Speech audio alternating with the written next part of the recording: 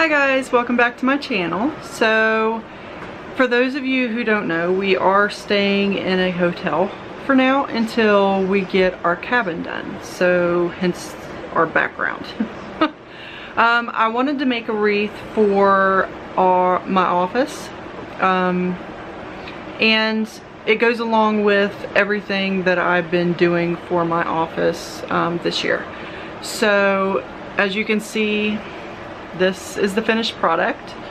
So if you would like to see how this is made, stay tuned and we'll get right into it. Okay, so Chubbles wants in on this video too apparently, and he's helping so good with my picks. But these are the supplies that you're going to need for this craft. You're going to need some pipe cleaners. They had this and a gold one to choose from, and I'm trying to get it to hide a little bit, so I went with this. You're going to need a pack of batteries, again from the Dollar Tree. Some battery operated lights, and you can get any kind you want. They were out of the ones that I really wanted, but I thought these little bulbs would be nice and festive and cute, so I got those. You're going to need a pair of needle nose pliers, wire cutters, an 18-inch or 15-inch wreath, whichever size that you want to go with. I went with the bigger one. You are going to need 2 scarves of whichever pattern you want. You are also going to need a few picks. I could only find one of this one, and that's the one that I really wanted because it had all this excess greenery on it. But I did find, with the help of Gary, multiples of these, which does have a little bit of the greenery in it, but they do have the white poinsettias, so I went with those. We got 5 of those, and then I want to say 5 of these picks that just has the pine cones and the berries, and they're really cute.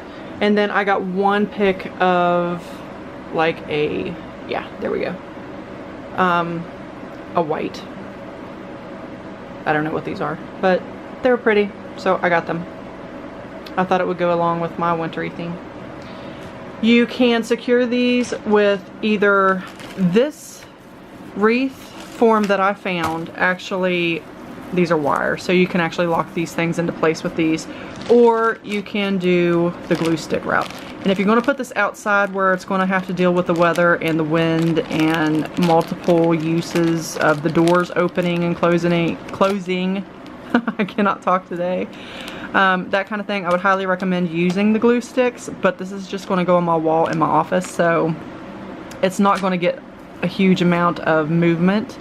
So I think I can get away with just securing them with these. And maybe even a couple twist ties if need be. But with that being said, we're going to go ahead and I'm going to take my pliers and cut all of these off so that I can put them where I need them. I might play around with them a little bit. I might keep the pick whole. I don't know yet. We're also going to need a pair of scissors so that we can cut the scarf into strips. We're going to use this as ribbon in essence. So with that being said, let's get started.